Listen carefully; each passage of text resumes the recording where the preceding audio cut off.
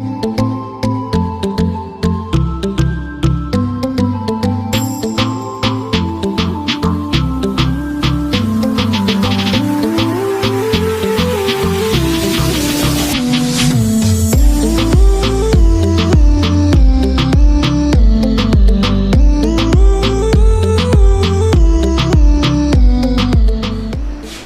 Student, नमस्कार। मैं रामस्वरूप जहांगीर आपका स्वागत करता हूं मेरे YouTube channel RJS biology education hub में।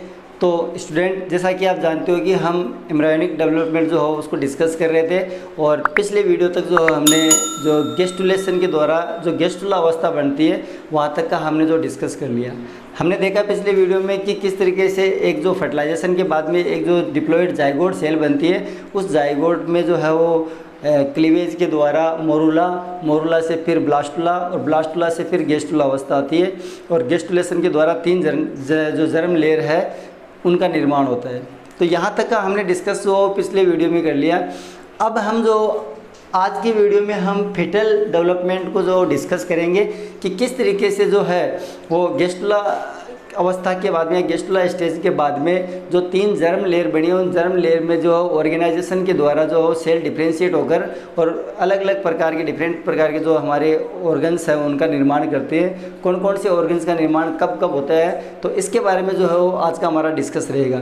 तो देखो, ध्यान दो यहाँ पे कि हम जो है वो थोड़ा सा वापस एक बार रिवाइज करते हैं कि पिछले वीडियो में हमने देखा कि ब्लास्टोसिस्ट के बाद में जो है वो एक जो हमने इनर सेल मास में देखा, तो इनर सेल मास में हमने देखा कि दो प्रकार की लेयर बनती है। इनर सेल मास से दो लेयर अरेंज होती है।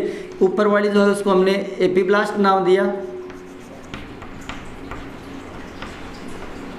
और नीचे वाली को हमने हाइपोब्लास्ट कहा था। तो हमने देखा था कि पूरा एम्ब्रियो डेवलपमेंट जो एपीब्लास्ट से होता है, हाइपोब्लास्ट जो है उसके सेल जो है वो ग्रोथ करके और पूरी जो ब्लास्टोसील है उसको सराउंड करके और यहाँ पर योग सेक बनाती है। तो ये योग सेक बन गया। फिर हमने देखा कि एपीब्लास्ट के सेल जो है वो ट्रोफोब्लास्ट से थोड़ी नीचे की तरफ जो हटती है, और इसके नीचे की तरफ हटने से ऊपर की तरफ एक कैविटी जो है वो डेवलप होती है। इसको हमने एमनाइकल कैविटी नाम दिया। और इस एमनाइकल कैविटी के बीच में जो है एपीब्लास्ट के सेल्स थी, और हमने देखा था कि कंप्लीट जो एम्ब्रियो डेवलपमेंट है वो किसके द्वारा होता है, एपीब्लास्ट के द्वारा होता है। तो यही सेल जो आगे जाके और एम्ब्रियो डेवलपमेंट करेगी। तो यहाँ देखो, आप ध्यान दो कि ये वापस योग सेक हो गया,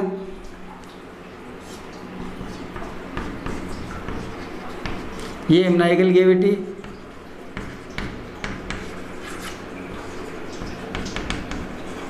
और फिर हमने देखा कि जो एपीब्लास्ट की जो सेल है वो एक एम्ब्रियोनिक डिस्क बनाती है, और इस एम्ब्रियोनिक डिस्क के जो कोडल वाला पार्ट है, पुछ वाला पार्ट है, वहाँ से सेल एक दूसरे से दूर हटती है, जिससे क्या होगा कि प्रिमिटिव स्टिक का निर्माण होगा। तो ये आधी रेखा बन जाएगी यहाँ पर, इसको हम कहेंगे प्रिमिटिव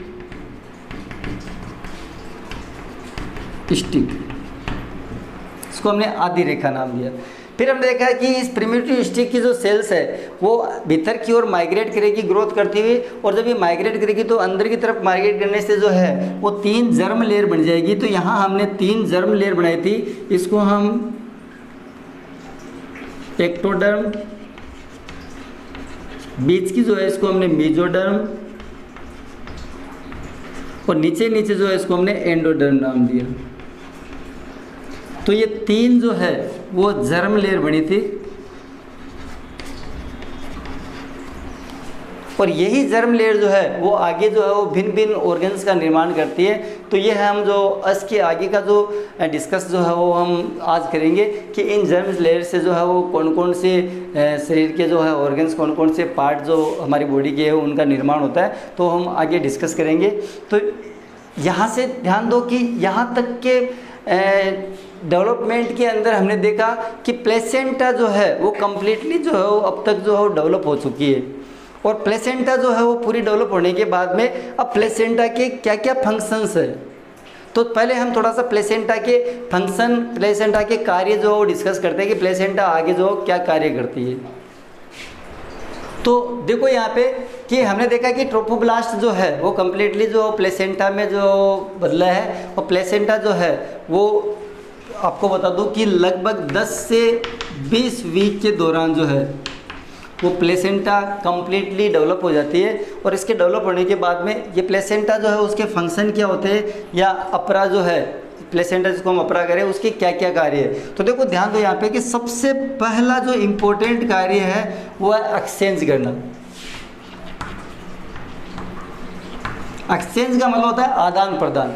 तो ध्यान दो कि किस चीज़ का एक्सचेंज करेगा। आपको पता है कि जो फिटल है, जो एम्ब्रियोनिक डेवलपमेंट हो रहा है उसके दौरान जो फिटल बन रहा है, तो फिटल के और मैटरनल जो ब्लड है उनके बीच में हमने पीछे देखा था कि प्लेसेंटा में जो है वो फिंगर समान जो प्रोजेक्शन बनते हैं जिनको हमने कोरियन विलाई कहा था। और कोरियन विलाई जो है वो जो सिनोसॉइड जो या जिसको मैटरनल सिनोसॉइड कहा था हमने, जहाँ पर मैटरनल टिश्यू जो है वो डिजोल्व होकर मैटरनल सिनोसॉइड बनाते हैं और वहाँ पर जो डायरेक्ट ब्लड आता है, और डायरेक्ट ब्लड आने के कारण जो है वो कोरियोनिक विलाई जो है वो उसके अंदर जो है ब्लड में डायरेक्ट बाथिंग यानी डूबी हुई रहती है। तो उससे क्या होता है कि मैटरनल साइड के जो है वो बैरियर जो है 3 बैरियर, वो जो कैपिलरी के जो 3 बैरियर होते हैं वो डिजोल्व हो जाते हैं। तो उससे जो है वो एक्सचेंज में आसानी रहती है। इसलिए हमने ह्यूमन प्लेसेंटा को जो है वो हीमोकोरियल प्लेसेंटा नाम दिया था। तो वहाँ पर जो है एक्सचेंज जो होना है यानी मैटरनल और जो फिटल के बीच में ब्लड के बीच में जो एक्सचेंज होना है वो प्लेसेंटा के द्वारा होता है। और ये एक्सचेंज करने का काम प्लेसेंटा करती है। किस किस का करती है? सबसे पहला न्यूट्रिशन को एब्जॉर्ब करती है।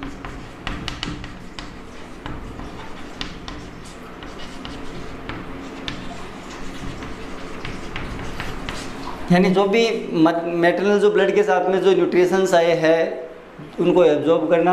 दूसरा गैस एक्सचेंज। आपको पता है कि इस दौरान जो O2 चाहिए तो O2 तो मैटरनल ब्लड के साथ में आएगी, तो वहाँ पर जो है वो गैस का यानी CO2 को वापस जो मैटरनल ब्लड में मिलाना और O2 को जो है वो अंदर लेना। इस तरीके का जो एक्सचेंज है जिसको हम गैस एक्सचेंज कहते हैं, तो गैस एक्सचेंज भी जो इसी के द्वारा होगा। और तीसरा जो एक्सक्रीटरी जो है उनका एलिमिनेट करना। तो जो भी उत्सर्जी पदार्थ है, एक्सक्रीटरी जो पदार्थ है या हम जिसको उत्सर्जी पदार्थ कहेंगे, उनको एलिमिनेट करना। तो उनको जो है वो प्लेसेंटा ही जो है वो मैटरनल ब्लड में ले जाके मिलाती है। तो ये 3 कार्य जो हो गए एक्सचेंज करने के। दूसरा अगर मैं कार्य की बात करूँ, सेकंड वर्क जो है दूसरा कार्य है जो प्लेसेंटा का, वो बहुत ही इम्पोर्टेंट है। वो होता है कि हमने अब तक देखा कि जैसे ही ओव्यूलेशन होता है तो ओव्यूलेशन के बाद में ग्राफियन जो फॉलिकल है वो कार्पस ल्यूटियम के रूप में काम करता है। और कार्पस ल्यूटियम जो 7 दिन तक, जो 7 से 8 दिन तक जो है वो इतना एलएच उसके पास होता है कि वो एक प्रोजेस्टेरोन जो है वो सीक्रेट करता रहता है। और प्रोजेस्टेरोन सीक्रेट करने से प्रोजेस्टेरोन जो है वो यूट्राइन जो एंडोमेट्रियम है उसको तंदुरुस्त बनाए रखता है, जिससे प्रेगनेंसी जो स्टेबलाइज रहती है। फिर हमने देखा कि 22वें दिन के बाद में जैसे ट्रोफोब्लास्ट जो है वो मैटरनल जो एंडोमेट्रियम के कांटेक्ट में आता है, तो उसके बाद में जो ट्रोफोब्लास्ट सेल्स जो होती है वो एक हार्मोन सीक्रेट करती है जिसको हमने HCG नाम दिया, ह्यूमन कोरियोनिक गोनाडोट्रोपिन। वो ह्यूमन कोरियोनिक गोनाडोट्रोपिन जो वो कार्पस ल्यूटियम को फिर बनाए रखता है, और बनाए रखता है तो फिर उसके बाद में ध्यान रखना कि 10 से 20 वीक तक जो है कार्पस ल्यूटियम काम चला देता है आराम से। और 10 से 20 वीक तक कार्पस ल्यूटियम जो है वो यूट्राइन एंडोमेट्रियम को जो है स्टेबलाइज रखता है और प्रोजेस्टेरोन जो है लगातार सीक्रेट करता रहता है। लेकिन वो लगातार पूरी प्रेगनेंसी के दौरान जो है वो कार्पस ल्यूटियम के द्वारा जो प्रोजेस्टेरोन सीक्रेट नहीं होगा। तो अब ध्यान देना कि अब कार्पस ल्यूटियम की जगह जो है वो प्लेसेंटा जो है वो एक अपन ऐसे कह सकते हैं कि एक अस्थायी जो अंतःस्रावी ग्रंथि है तो उसके रूप में काम करेगा। तो यहाँ पर जो है वो अगला जो इसका वर्क हो गया वो हो गया टेम्पोररी एंडोक्राइन ग्लैंड के रूप में।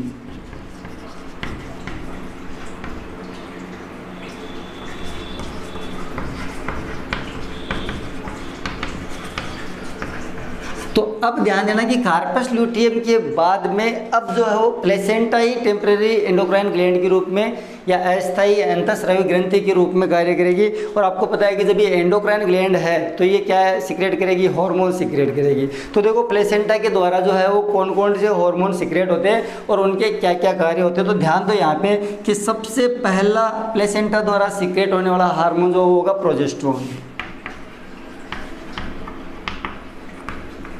जो कार्पस ल्यूटियम सीक्रेट कर रहा था इतने दिन, अब वो कौन सीक्रेट करने लग जाएगी, प्लेसेंटा सीक्रेट करने लग जाएगी। और प्लेसेंटा जो है वो इससे जब प्रोजेस्टेरोन सीक्रेट होगा तो ध्यान रखना कि प्रोजेस्टेरोन जो है वो एंडोमेट्रियम जो यूट्राइन एंडोमेट्रियम है उसको जो स्टेबलाइज बनाए रखेगी और प्रेगनेंसी को स्टेबलाइज रखेगी, उसको वेस्कुलर बनाए रखेगी, सही रखेगी एकदम। तो इसका मतलब है कि प्रेगनेंसी स्टेबलाइज रहेगी। फिर इसके बाद में दूसरा, कुछ HCG भी सीक्रेट करती है थोड़ी मात्रा में। तीसरा हार्मोन जो होगा उसको हम HPL कहेंगे, ह्यूमन प्लेसेंटल लैक्टोजन।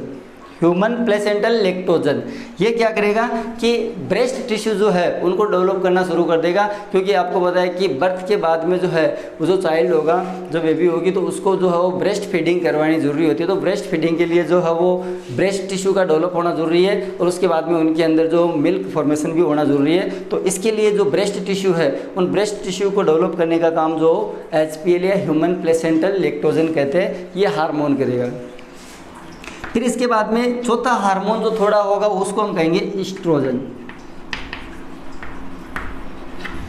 ये चार जो हार्मोन है ये प्लेसेंटा जो है वो प्रेगनेंसी के दौरान सीक्रेट करती है लगातार, यानी पूरी प्रेगनेंसी के दौरान सीक्रेट होंगी। अब भी ध्यान देना कि एक और हार्मोन है जो बड़ा इंपॉर्टेंट है, वो जो है वो प्लेसेंटा तो कर ही रही है, इसके साथ में ये हार्मोन जो ओवेरी भी सीक्रेट करता है। तो ओवेरी के दोनों यानी ओवेरी और प्लेसेंटा मिलकर एक और हार्मोन होता है जो सीक्रेट करते हैं, इसको हम कहते हैं रिलैक्सिन। बहुत इंपॉर्टेंट हार्मोन है रिलैक्सिन। ये रिलैक्सिन जो हार्मोन है वो प्लेसेंटा के द्वारा भी होगा, थोड़ा ओवेरी के द्वारा, दोनों मिलकर सीक्रेट करती है। और रिलैक्सिन जो है वो बहुत ही इंपॉर्टेंट रोल प्ले करता है। ये क्या करता है कि हमारी जो पेल्विक जो बोन है, यानी जो मैटरनल जो पेल्विक बोन होती है उनके लिगामेंट को थोड़ा ढीला कर देती है। तो इसका मतलब है कि पेल्विक कैविटी जो है वो रूमी हो जाएगी, थोड़ी विस्तृत हो जाएगी। और जब पेल्विक कैविटी रूमी हो जाएगी तो इसके बाद में जो है वो आपको पता है कि जो बर्थ जो पास है, यानी बर्थ जो बर्थ का जो ट्रैक है, जो पासेज जो रास्ता है, वो बर्थ पासेज जो है वो थोड़ा वेंडर हो जाएगा, इसका मतलब थोड़ा चौड़ा हो जाएगा। और ये पास्चुरेशन के लिए ज़रूरी है। पास्चुरेशन का मतलब होता है प्रसव, बेबी बोर्न। तो उस दौरान जो है वो जो पाथवे है उसको थोड़ा विंडर या हम ऐसे कह सकते हैं कि चौड़ा बनाने के लिए रिलैक्सिन जो है वो हार्मोन सीक्रेट किया जाता है। और रिलैक्सिन हार्मोन का इसमें महत्वपूर्ण रोल होता है। रिलैक्सिन हार्मोन जो किसके द्वारा सीक्रेट होगा, प्लेसेंटा और ओवेरी के द्वारा होगा। तो ध्यान देना कि ये प्रेगनेंसी के एंड में, जब प्रेगनेंसी खत्म होने वाली है, जब पास्चुरेशन शुरू होने वाला है, तो उस दौरान जो ये हार्मोन सीक्रेट किया जाता है, ये भी प्लेसेंटा ही सीक्रेट करती है, इसके साथ में ओवेरी भी सीक्रेट करता है। तो ये जो है वो प्लेसेंटा के कार्य हो गए। अब यहाँ पर ध्यान दो कि ये जो जो प्रोजेस्टेरोन है इसके बारे में हमने पहले ही पढ़ रखा है कि प्रोजेस्टेरोन जो बहुत ही इंपॉर्टेंट हार्मोन है। इस प्रोजेस्टेरोन के कार्य भी जो मैं एक बार वापस आपको जो है थोड़ा याद दिला दूँ कि प्रोजेस्टेरोन का सबसे पहला महत्वपूर्ण कार्य होता है कि यूट्राइन जो एंडोमेट्रियम है उसको वेस्कुलर बनाए रखना, उसको न्यूट्रिएंट बनाए रखना, ताकि प्रेगनेंसी जो स्टेबलाइज रहे। सबसे पहला कार्य तो हो गया इसका ये। दूसरा कार्य क्या होगा कि ये नेगेटिव फीडबैक देगा किसको, हाइपोथैलेमस को। और नेगेटिव फीडबैक जब हाइपोथैलेमस को देगा तो हाइपोथैलेमस जो GnRH सीक्रेट करेगा, जिससे एंटेरियर पिट्यूटरी जो FSH और LH को क्या कर देगी, कम कर देगी। और जब आपको पता है कि FSH और LH कम हो जाएंगे तो एक और फॉलिकल डेवलप नहीं होगा। इसका मतलब है कि एक प्रेगनेंसी होने के बाद में वापस प्रेगनेंसी जो नहीं हो सकती, फॉलिकल ही डेवलप नहीं होगा। तो नेगेटिव फीडबैक देने का काम भी जो कौन करता है, प्रोजेस्टेरोन करता है। तीसरा क्या होता है, तीसरा कार्य जो प्रोजेस्टेरोन का वो जो है वो बहुत इंपॉर्टेंट है। ये क्या करता है कि यूट्राइन जो मायोमेट्रियम है, तो यूट्राइन मायोमेट्रियम के अंदर जो हमने पढ़ा था कि यूट्राइन मायोमेट्रियम जो है स्मूथ मसल्स का बना होता है, एरेकिड पेशियाँ होती है, और उन पेशियों के अंदर कॉन्ट्रैक्शन को सप्रेस्ड करता है। हमारी बात समझ में कि प्रोजेस्टेरोन का जो है एक और इम्पोर्टेंट कार्य है कि यूट्राइन मायोमेट्रियम जो है, जो बीच की जो वो लेयर होती है, जो स्मूथ मसल्स की बनी होती है, एरेकिड पेशियाँ होती है, उनके अंदर कॉन्ट्रैक्शन को सप्रेस्ड करता है। यानी कॉन्ट्रेक्टिलिटी जो है उसको सप्रेस्ड करेगा, उनमें कॉन्ट्रैक्शन को रोकेगा। तो आपको पता है कि जब तक उनमें कॉन्ट्रैक्शन रुका हुआ है तब तक इसका मतलब है कि प्रेगनेंसी स्टेबलाइज है। अगर उनमें कॉन्ट्रैक्शन शुरू हो गया तो इसका मतलब है कि एबॉर्शन हो सकता है। तो ध्यान देना कि अगर प्रोजेस्टेरोन की कमी हो गई प्रेगनेंसी के दौरान तो कभी भी एबॉर्शन हो सकता है, कभी भी जो है वो फिटल जो डेवलपमेंट के दौरान जो भ्रूण जो है वो गिरकर जो है वो वापस जो निकल सकता है, कहने वाला एबॉर्शन हो सकता है। तो एबॉर्शन को रोकने का काम भी कौन करता है? प्रोजेस्टेरोन करता है। ये इसका एक और महत्वपूर्ण कार्य हो गया। तो ये कार्य हो गए आपके प्लेसेंटा के, ये सारे वर्क जो प्लेसेंटा के हो गए। तो अब इसके बाद में देखो कि प्लेसेंटा जो है वो पूरा डेवलप हो गया, 3 जो है जनन जो जर्म लेयर है वो भी जो बन गई, जिनको हम एक्टोडर्म, मेसोडर्म और एंडोडर्म कहते हैं। तो अब हम देखेंगे कि वो जो 3 जर्म लेयर बनी है, उन जर्म लेयर का भविष्य क्या होगा, कौन कौन से ऑर्गन उनके द्वारा डेवलप होंगे। तो देखो आप आगे, तो देखो अभी यहाँ पे कि हमने देखा कि गेस्टुलेशन के दौरान जो गेस्टुला अवस्था आती है तो उसमें जो है वो जो एम्ब्रियोनिक डिस्क है उसमें 3 जो है वो लेयर बन जाती है, जिनको हम जर्म लेयर कहते हैं। और ये 3 जर्म लेयर जो है एक्टोडर्म, मेसोडर्म और एंडोडर्म होगी। तो अब कौन कौन सी जर्म लेयर है और उनके कौन कौन से कार्य है, वो आगे जो है वो कौन कौन से ऑर्गन बनाती है। तो यहाँ पे जो मैंने एक टेबल बनाई हुई है, मैंने तो यहाँ पे जो है वो इम्पोर्टेंट जो मुझे इम्पोर्टेंट लग रहे हैं मैं उन्हीं को जो है यहाँ पर डिस्कस कर रहा हूँ। बाकी आप अगर पूरे ऑर्गन्स को अगर आप देखना चाहो तो एनसीईआरटी की बुक के जो अंदर जो 12th की बुक में जो है वो एक टेबल बनी हुई है, वो टेबल जो है उस टेबल में आप जो पूरा और उसमें देख लेना एक बार। तो ध्यान दो यहाँ पे कि सबसे पहले मैं एक्टोडर्म की बात करता हूँ। तो एक्टोडर्म जो है वो कौन कौन से ऑर्गन्स का जो फॉर्मेशन करेगी। तो ध्यान दो कि सबसे पहले आउटर लेयर ऑफ स्किन, यानी हमारी जो त्वचा है उसकी जो बाहरी परत होती है जिसको हम एपिडर्मिस कहते हैं। ध्यान रखना कि स्किन जो है उसके 2 लेयर होती है, एक एपिडर्मिस और एक डर्मिस। तो यहाँ पर समझने वाली बात है कि आउटर लेयर जो एपिडर्मिस है उसका निर्माण एक्टोडर्म करता है, जबकि डर्मिस का जो निर्माण वो किससे होगा, मेसोडर्म से होगा। ये पूछा जाता है, ये इंपॉर्टेंट है। तो यानी एपिडर्मिस तो बन गई एक्टोडर्म से। और ध्यान रखना कि यहाँ पर जो डर्मिस पार्ट है जो स्किन का, जो डर्मिस वाला भाग है जो जिसको चर्म कहते हैं, तो चर्म का निर्माण जो मेसोडर्म से होता है। अब ध्यान दो दूसरा नर्वस टिश्यू। ध्यान देना कि सबसे पहले जो है वो नर्वस सिस्टम ही बनता है, नर्वस टिश्यू बनते हैं। तो नर्वस टिश्यू के अंतर्गत हमारा पूरा नर्वस सिस्टम आ जाता है। तो ध्यान रखना कि तंत्रिका तंत्र जितना भी है, ब्रेन जो अपनी जो जितने भी नर्वस सेल्स, ट्रैक, न्यूक्लियस जितने भी है, सबके सब नर्वस सिस्टम जो है, नर्वस टिश्यू पूरा का पूरा कंप्लीटली जो किससे बनेगा, एक्टोडर्म से बनेगा। बहुत इंपॉर्टेंट है, ध्यान देना इस बात पे कि नर्वस सिस्टम कंप्लीट ही पूरा का पूरा एक्टोडर्म से बनेगा। फिर इसके बाद में 3 नंबर पे बात करूँ तो हमारे जो टीथ, दांत जो है, दांत का जो इनेमल वाला जो पार्ट है वो किससे बनेगा, एक्टोडर्म से बनेगा। तो इनेमल जो है दांत का, वो इनेमल ऑफ टीथ वो एक्टोडर्म से बनेगा।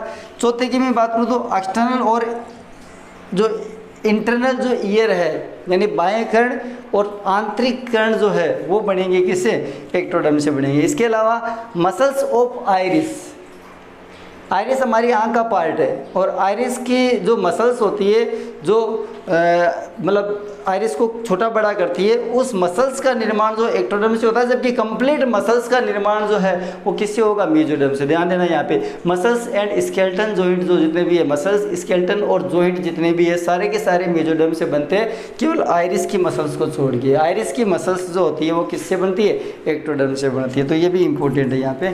फिर एड्रिनल मेडुला, ध्यान देना बहुत इंपॉर्टेंट है कि एड्रिनल जो ग्लैंड है उसके 2 पार्ट होते हैं, एक कॉर्टेक्स होता है और एक मेडुला होता है। एड्रिनल कॉर्टेक्स जो है वो मेसोडर्म से बन रहा है, लेकिन एड्रिनल मेडुला, ध्यान देना एड्रिनल मेडुला जो है वो एक तरीके का जो है वो नर्वस सिस्टम का पार्ट है, यानी नर्वस सिस्टम की तरह होता है। इसके जो हार्मोन होते हैं वो नर्वस सिस्टम के हार्मोन होंगे, न्यूरो हार्मोन होंगे। तो इसलिए मेडुला वाला जो पार्ट है वो किससे बनेगा, एक्टोडर्म से बनेगा, जबकि एड्रिनल ग्लैंड का जो कॉर्टेक्स पार्ट है वो किससे बनता है, मेसोडर्म से बनता है। तो ये भी इंपॉर्टेंट है। फिर इसके बाद में मेमेरी ग्लैंड जो है, यानी स्तन ग्रंथियाँ जो है वो सारी की सारी, यानी ये स्वेट ग्लैंड का जो है मॉडिफिकेशन होती है, तो ये सारी की सारी जो है किससे बनेगी, एक्टोडर्म से बनेगी। इसके अलावा lining of nose and mouth, यानी हमारे मुंह और जो नाक है उसकी लाइनिंग का निर्माण भी किससे होता है, एक्टोडर्म से होता है। तो ये एक्टोडर्म के मुख्य जो है वो मैंने ऑर्गन निर्माण के दौरान जो कार्य बता दिए। अब इसके बाद में मेसोडर्म को देखो, तो मेसोडर्म में आपको ज़्यादा याद नहीं रखना, सीधा सीधा ध्यान रखना कि पूरा कनेक्टिव टिश्यू जितना भी है वो सारा का सारा किससे बनता है, मेसोडर्म से बनता है। दूसरा, हमारी पूरी मसल्स, सारी की सारी पेशियाँ सब की सब जो है यानी संयोजी ऊतक सारा का सारा हो गया मेसोडर्म से।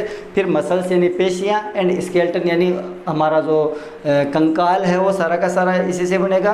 और जितने भी जॉइंट है हमारी बॉडी के अंदर जो स्केलेटन के अंतर्गत है वो सारे के सारे मेसोडर्म से बनेंगे। इसके अलावा डर्मिस, मैंने ये जो अंतर करने के लिए ये 2 कार्य हो रहा है छोटे छोटे, लेकिन अंतर ध्यान रखना, इनके बारे में पूछ लिया जाता है। तो स्किन का डर्मिस पार्ट भी किससे बनेगा? मेसोडर्म से बनेगा। और एडिनल का कोर्टेक्स पार्ट, जो एडिनल ग्लैंड का कोर्टेक्स पार्ट भी किससे बनेगा? मेसोडर्म से बनेगा। तो ये मेसोडर्म के ऑर्गन्स हुए। अब एंडोडर्म में जो है ध्यान देना कि सबसे पहला डाइजेस्टिव ट्रैक्ट जितना भी यानी हमारी एलिमेंट्री कैनाल, आहार नाल का पूरा जो आहार नाल है वो सारी की सारी जो डाइजेस्टिव ट्रैक्ट जो है वो किससे बनता है? एंडोडर्म से बनता है। पूरा रेस्पिरेटरी ट्रैक्ट जो है वो पूरा एंडोडर्म से बनता है। श्वसन तंत्र का पूरा रास्ता जो है वो किससे बनेगा? एंडोडर्म से बनेगा। इसके अलावा लीवर और पेंक्रियाज जो है यानी यकृत और अग्नाशय जो है वो भी एंडोडर्म से बनती है। यूरिनरी ब्लैडर भी किससे बनता है? एंडोडर्म से। तो ये इस तरीके से जो है वो मुख्य जो इन जर्म लेयर से बनने वाले जो ऑर्गन्स है वो मैंने आपको यहाँ टेबल के थ्रू जो बता दिए। आप इनका स्क्रीनशॉट ले लीजिए और ये तो याद करना ही है। इसके अलावा मैं आपको और सजेस्ट करूँगा कि आप एक बार एनसीईआरटी की बुक में एक जो टेबल बनी हुई है उस टेबल को ज़रूर पढ़ें। उसमें जो है पूरे ऑर्गन्स जो है वो वहाँ पर दिए हुए हैं। तो यहाँ जो वीडियो थोड़ा लंबा बन जाएगा तो मैंने जो है मेन जो फंक्शन है इनके वही यहाँ पर जो शामिल किए। बाकी मैं आपको सजेस्ट करूँगा कि बुक में टेबल को जो कम्प्लीटली आप देख ले एक बार। तो ये जो है सारे जर्म लेयर के मैंने जो आपको कार्य बता दिए। अब इसके बाद में जो है वो आपको पता है कि जर्म लेयर यानी कहने मतलब कि जर्म लेयर भी तैयार हो गई है और प्लेसेंटा भी तैयार हो गई है। तो ये जो है ये कौन कौन से ऑर्गन्स किस किस समय दिखाई देते हैं, किस किस तरीके से फिटल डेवलपमेंट होता है, उसके दौरान कौन कौन से जो है यानी किस किस समय पर कौन कौन से ऑर्गन्स जो दिखने लग जाते हैं, तो वो हम अब जो है वो डिस्कस करेंगे। तो देखो आप, तो देखो यहाँ पे कि हमने देखा कि जर्म लेयर बन जाती है और जर्म लेयर से जो है वो ऑर्गन डेवलपमेंट होगा और ऑर्गन से जो है वो फिटल, जब ऑर्गन डेवलपमेंट हो जाएगा तो इसका मतलब है फिटल जो है वो बनेगा, तो फिटल डेवलपमेंट होगा। और फिटल डेवलपमेंट जो है वो किस किस समय पर किस किस तरीके से होता है, कौन कौन से ऑर्गन्स जो है वो दिखने लगते हैं। तो समझो यहाँ पे कि सबसे पहले हम बात करते हैं वीक 4 चौथे हफ्ते के अंदर जो है वो क्या क्या अपीयर होने लगता है।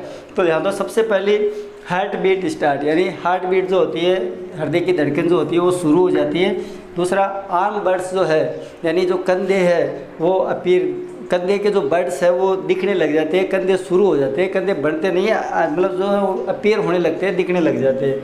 फिर इसके बाद में स्प्लीन जो है वो भी अपीयर दिखने लग जाती है और एक फॉर्म स्टार्ट हो जाती है, मतलब कहने मतलब एक आकार जो है, साइड का जो आकार है, बेबी का जो आकार है वो स्टार्ट हो जाता है, बनने लग जाता है। ये चौथे वीक के अंदर हो गई। 5वीं वीक की मैं बात करूं तो 5वीं वीक के अंदर आप देखोगे तो आई स्टार्ट टू फॉर्म, यानी आंखें जो है वो एक मतलब बनने लग जाती है। फिर लेग बर्ड्स जो है वो अपीयर होने लग जाते हैं, पैरों के जो पैरों के जो शुरुआती बर्ड्स जो होते हैं वो दिखने लग जाते हैं, अपीयर हो जाते हैं। फिर हैंड्स अपीयर एज पेडल्स, जो हाथ है वो ऐसे पेडल की तरह जो है वो दिखने लग जाते हैं, हाथ जो दिखाई देते हैं जैसे कोई पेडल हो। फिर इसके अलावा ब्लड बिगिन टू सर्कुलेट, यानी कि ब्लड सर्कुलेशन जो है वो क्या हो जाता है, शुरू हो जाता है। और फिर इसके बाद में facial feature start to develop, यानी जो फेशियल मतलब है कि चेहरे के जो फीचर्स है वो डेवलप होने लग जाते हैं, चेहरा विकसित होने लग जाता है। तो ये हो गई आपकी 5वें वीक की बात। फिर 6वें वीक की मैं बात करूं तो लेग स्टार्ट टू फॉर्म, यानी कि पैर जो है वो फॉर्म में आने लगते हैं, पैर बन जाते हैं। फिर इसके बाद में फिंगर्स एंड टोज फॉर्म्स, यानी अंगुलियां जो है वो और अंगूठे वगैरह जो वो दिखने लग जाते हैं, फॉर्म के रूप में आ जाएंगे, यानी बनने लग जाएंगे, बनते हैं। फिर इसके बाद में वीक 7 की बात करें तो hair follicle start to form, यानी कि बालों के जो फॉलिकल है, हमारे जितने भी बॉडी के बाल जो होते हैं उनके बाल का जो है हेयर का एक चर्म डर्मिस के अंदर एक पार्ट होता है जिसको हम फॉलिकल कहते हैं, पुट्टक कहते हैं। तो पुट्टक जो बनने शुरू हो जाते हैं। और elbow and toes are visible, यानी एल्बोज और टोज जो है वो भी क्या हो जाएंगे, दिखने लग जाएंगे। फिर इसके बाद में वीक 8 की बात करूँ तो face begin to look like human, यानी चेहरा जो है एक ह्यूमन की तरह दिखने लग जाता है। External ear start to form, बाहरी कान जो बनने लग जाते हैं, बन जाते हैं, बाहरी कान जो बन जाते हैं। फिर इसके बाद में वीक 9 से 15 यानी 9 to 15 वीक की मैं बात करूँ तो रिप्रोडक्टिव सिस्टम्स आर फॉर्म यानी रिप्रोडक्टिव सिस्टम बन जाते हैं। टूथ बर्ड्स अपीयर, जो दांतों के जो बर्ड्स है वो दिखाई देने लग जाते हैं। जनन अंग जो है वो बन जाते हैं। आई लिप्स फॉर्म यानी आई और जो होठ जो लिप्स है वो भी बन जाते हैं। और फिटस आर वेरी एक्टिव यानी फिटस थोड़ा एक्टिव दिखाई देता है। इसके अलावा ब्रेन एक्टिविटी जो है या ब्रेन की जो एक्टिविटी वो डिटेक्ट होने लगती है, ब्रेन काम करने लग जाते हैं, तो ब्रेन एक्टिविटी जो है डिटेक्ट होनी शुरू हो जाएगी। तो ये हो गई 9 से 15 वीक की बात। तो ये जो है जितने भी मैंने जो है यहाँ पर जो ये एक जो टेबल बनाई है, इस टेबल का आप स्क्रीनशॉट ले लीजिए और इसको जो है वो ज़्यादा से ज़्यादा मेमोराइज करने की कोशिश करें, याद करने की कोशिश करें। इनको देखिए एक बार। इसके बाद में देखो वीक 16 to 26 यानी 16 से 26 सप्ताह के दौरान जो है वो सबसे पहले ब्रेन डेवलप रैपिडली यानी सबसे ज़्यादा जो है वो ब्रेन का विकास होगा, जितना ज़्यादा हो सके उतना। फिर alveoli form in the lungs यानी कि हमारे जो लंग्स है, हमारे जो फेफड़े हैं, उन फेफड़ों के अंदर वायु जो कुपिकाएँ हैं उन कुपिकाओं का निर्माण होना शुरू हो जाता है। ये जो है वो 16 से 26 वीक के दौरान होता है। इंपॉर्टेंट है ये कि वायु कुपिका जो है, कुपिकाएँ जो होती है हमारे लंग्स में, वो कब जो है वो बनने लगती है। तो ये जो है वीक 16 से 26 के दौरान बनती है। फिर इसके बाद में internal part of year and I जो है वो फॉर्म में आ जाते हैं, बन जाते हैं। तो आंतरिक भाग जो है यानी आँख और कान के आंतरिक पार्ट जो वो भी बन जाते हैं। आईब्रोज एंड नेल जो है यानी आईब्रो जो है हमारे यहाँ के आईब्रो और जो नाखून है वो भी दिखने लग जाते हैं। इसके बाद में मसल्स डेवलपिंग यानी मसल्स का विकास जो है वो 16 से 26 वीक के दौरान जो है वो ज़्यादा से ज़्यादा होता है, मसल्स जो पूरी डेवलप हो जाती है। तो इसके बाद में जो है वीक 26 से 38 जो वीक है उसके दौरान हम देखेंगे तो बेबी के अंदर जो है वो बॉडी फैट जो है इंक्रीज़ होना शुरू हो जाएगा। जो फिटल है उसकी जो फिटस है उसकी जो बॉडी की फैट है वो ज़्यादा से ज़्यादा जो है इंक्रीज़ होगी। बोन जो है वो कम्प्लीटली डेवलप हो जाएंगे यानी जितनी भी हड्डियाँ हैं जो शरीर की वो सारी की सारी डेवलप हो जाती है। हेड जो है यानी सिर के बाल जो अपीयर होने लग जाते हैं और ब्रेन जो है वो पूरा कम्प्लीटली जो कंटिन्यूसली अब भी एक्टिव रहेगा और अब जो ब्रेन वगैरह पूरा डेवलपमेंट जो बॉडी का हो जाएगा। और इस तरीके से जो है यूट्राइन कैविटी में जो एक जो बेबी जो है वो डेवलप हो रहा है, फिटल जो है वो डेवलप हो रहा है, तो इस फिटल के डेवलपमेंट से जो पूरे बॉडी ऑर्गन्स बन जाते हैं। और ये जो है इनका जो पूरा जो समय है वो यहाँ पर आपको मैंने चार्ट के थ्रू समझाया है। इसके आप स्क्रीनशॉट जो लेकर और इनको ज़्यादा से ज़्यादा मेमोराइज करें। और अब इसके बाद में जैसे ही कंप्लीट जो है यूट्राइन कैविटी में बेबी का डेवलपमेंट हो जाता है तो इसके बाद में जो है अब एक बहुत ही इंपॉर्टेंट प्रोसेस होगी जिसको हम कहेंगे प्रसव या पार्चुरेशन। तो पार्चुरेशन जो किस तरीके से होता है, किस तरीके से प्रसव की प्रोसेस होती है, समझो आप। तो अब हम जो है वो फिटल डेवलपमेंट के बाद में ह्यूमन रिप्रोडक्शन का जो है सबसे अंतिम पार्ट जो है जिसको हम डिस्कस करेंगे पार्चुरेशन, जिसको हम प्रसव कहते हैं। तो देखो जब फिटल का पूरा डेवलप हो जाता है यानी फिटल डेवलप जो है पूरा डेवलप हो जाएगा तो उसके बाद में ये जो है एक सिग्नल भेजेगा। किसको भेजेगा? मतलब जो है ये सिग्नल जो है प्लेसेंटा को भेजेगा। तो एक सिग्नल जो है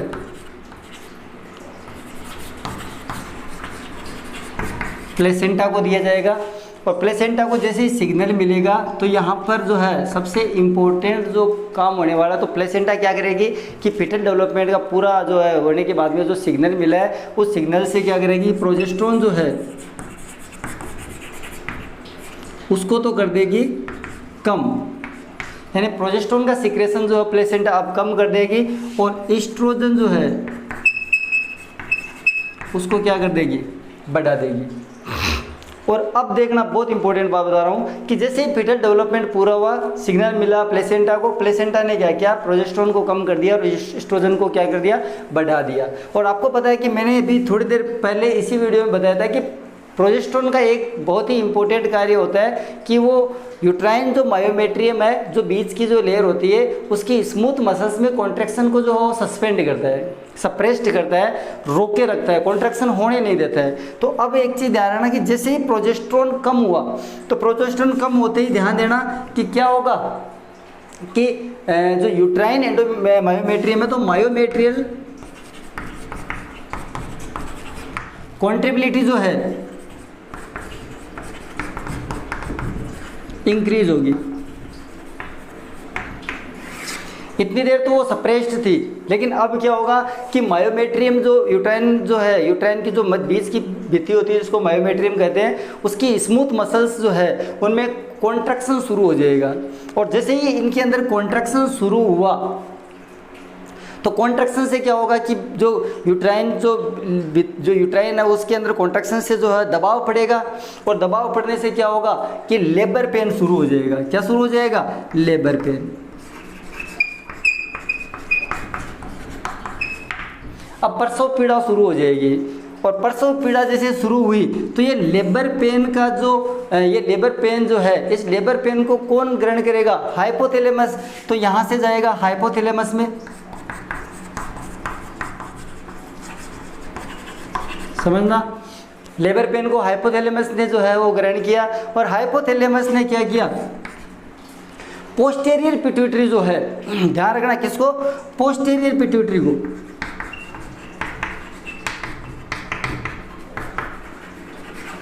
इस पोस्टीरियर पिट्यूटरी को सिग्नल भेजा, तो पोस्टीरियर पिट्यूटरी जो है, आपको पता है कि पिट्यूटरी जो ग्लैंड है उसका पोस्टीरियर जो पार्ट होता है उसको न्यूरोहाइपोफाइसिस कहते हैं। न्यूरोहाइपोफाइसिस क्यों कहते हैं? क्योंकि इस ग्लैंड के द्वारा न्यूरो हार्मोन सीक्रेट होते हैं, और न्यूरो हार्मोन में जो पोस्टीरियर पिट्यूटरी जो है वो, ध्यान देना कि बहुत ही इंपॉर्टेंट हार्मोन जो है वो सीक्रेट करेगी, जिसको हम कहते हैं ऑक्सीटोसिन। ऑक्सीटोसिन सीक्रेट करेगी, और ऑक्सीटोसिन जो है, देखो समझो अब यहाँ पे कि जैसे ही लेबर पेन जो हाइपोथैलेमस पे पहुंचा, हाइपोथैलेमस ने पोस्टीरियर पिट्यूटरी को कहा, तो पोस्टीरियर पिट्यूटरी ने जो है वो ऑक्सीटोसिन सीक्रेट किया। ऑक्सीटोसिन जो है वो लेबर पेन को और इंक्रीज करेगा।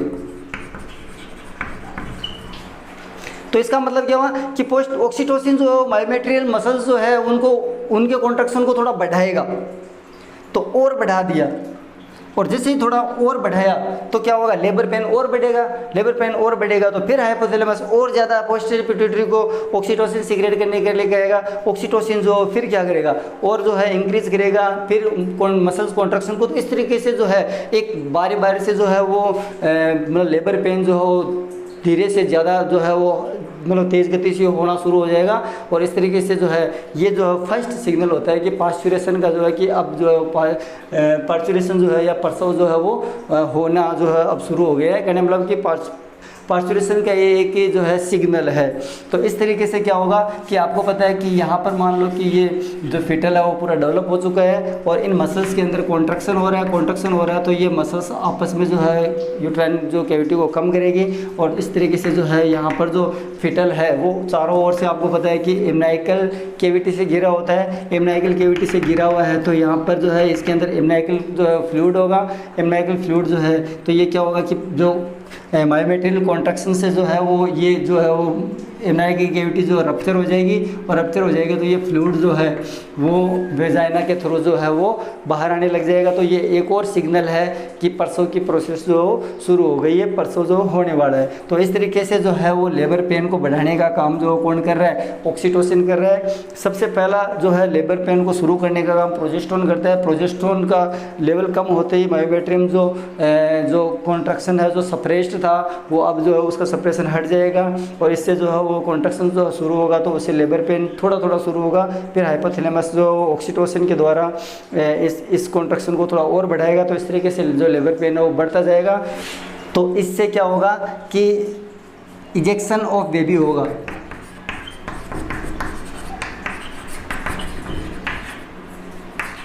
यानी ये जो फिटल है अब इसका इजेक्शन होगा। इजेक्शन का मतलब इसको बाहर धक्का दिया जाएगा। इसको फिटल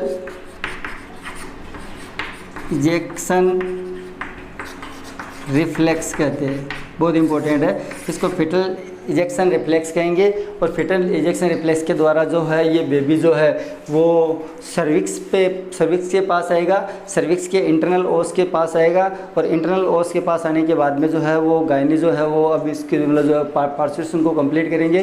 तो ध्यान देना कि नॉर्मल डिलीवरी के दौरान जो है वो बेबी का हेड जो है वो इंटरनल ओएस जो सर्विक्स है उसके पास में आता है। बाकी अगर लेग्स आ जाए तो फिर जो है उसको ब्रीच जो डिलीवरी कहेंगे, और फिर जो है वो वो आपको पता है कि इसी दौरान जो है वो प्लेसेंटा और ओवेरी जो है वो रिलैक्सिन सीक्रेट करते हैं, और रिलैक्सिन से जो है वो पेल्विक जो कैविटी है वो थोड़ी विस्तृत हो जाएगी, रूमी हो जाएगी, और जो बर्थ जो पासेज है या बर्थ का जो रास्ता है वो थोड़ा चौड़ा हो जाएगा, विंडर हो जाएगा, और इससे जो है वो बेबी जो है वो पार्सिरेशन की क्रिया के द्वारा इस धरती के ऊपर जन्म ले लेगा। जैसे ही जो है वो जन्म लेता है तो उसके बाद में उसको जो है वो थोड़ी देर उल्टा जो है वो रखा जाता है, यानी कहने वाला पैर ऊपर और सिर नीचे रखा जाता है। क्यों? क्योंकि आपको पता है कि इम्नाइकल फ्लूइड जो है वो उसकी बॉडी के अंदर भी हो सकता है, जिसको हम निकोमियम कहते हैं। तो वो जो है वो ग्रेविटी के कारण जो है वो धीरे धीरे जो पूरा उसके अंदर जो बॉडी में है वो सारा ग्रेविटी के कारण बाहर आ जाएगा, और फिर इसके बाद में थोड़ी देर उल्टा रखने से थोड़ा पेन होगा, तो पेन से जो है वो क्राई यानी कहने वाला वो थोड़ा ज़ोर से रोएगा, और उस रोने के दौरान जो है, यानी रोना ज़रूरी है, ध्यान रखना कि जैसे ही थोड़ा पेन होगा तो वो रोएगा, और रोने के दौरान जो है पाल्मोनरी जो सर्कुलेशन है वो स्टार्ट हो जाएगा, और फिटल का ब्लड जो सर्कुलेशन है वो भी स्टार्ट हो जाएगा, और उसी दौरान जो है फोरामेन जो ओवेल है वो बंद हो जाएगा, और इस तरीके से जो है वो कहने वाला कि जो बेबी है उसका खुद का श्वसन तंत्र और सर्कुलेटरी सिस्टम जो शुरू हो जाएगा रोने के दौरान। तो इसलिए जो है वो ध्यान रखना कि जन्म के तुरंत बाद में शिशु का जो है वो रोना ज़रूरी है, क्योंकि रोने से ही जो है उसका श्वसन और सर्कुलेटरी सिस्टम जो है वो शुरू होता है, और फिर ज़ोर से रोने से जो है वो स्किन जो है वो गुलाबी हो जाती है। और फिर उसके बाद में जो है हम अगर उसकी जो है वो वेट की बात करें तो वेट जो 2.5 kg के लगभग जो होना चाहिए, और ये भी ध्यान होना चाहिए कि RH नेगेटिव तो नहीं है माता, क्योंकि अगर RH नेगेटिव माता है तो उसके अंदर जो है वो बच्चा जो RH पॉजिटिव है तो फिर जो एंटी RH जो इम्यूनोग्लोबिन है उसका इंजेक्शन भी जो है वो देना चाहिए। और अगर मान लो कि कम्प्लीटली जो है वो बेबी जो है वो बिल्कुल सुरक्षित है और बराबर जो 2.5 kg का उसका वज़न है और सब तरीके से जो कोई एबनॉर्मलिटी नहीं है, तो उसको जो है वो सबसे पहली आवश्यकता होती है कि उसको माँ के पास में रखना चाहिए, क्योंकि माँ के पास में रखने से भी जो है वो 2 उसके एडवांटेज होंगे, 2 उसकी जो विशेष बातें होगी। पहली बात तो ये होगी कि माँ के पास रखने से जो है आपको पता है कि ऑक्सीटोसिन जो है, बता दूं मैं आपको कि ऑक्सीटोसिन जो है वो बॉन्डिंग हार्मोन होता है। बॉन्डिंग हार्मोन का मतलब है कि माँ और बच्चे के बीच का जो एक रिश्ता होता है, जो इमोशंस होते हैं, जो बॉन्डिंग होती है दोनों के बीच की, वो ऑक्सीटोसिन जो है वो माँ के अंदर करता है। तो ये ऑक्सीटोसिन ही है जो एक बच्चे के लिए जो है उस दौरान जो है वो एक बच्चे के लिए जो ममता जो होती है, उस बच्चे के लिए अपने बच्चे के लिए जो है वो जो बॉन्डिंग है, जो प्यार है, तो वो ऑक्सीटोसिन ही जो है वो मतलब जो बढ़ाता है। तो अगर पास में रखेंगे तो और ज़्यादा बॉन्डिंग होगी अपने बच्चे के लिए।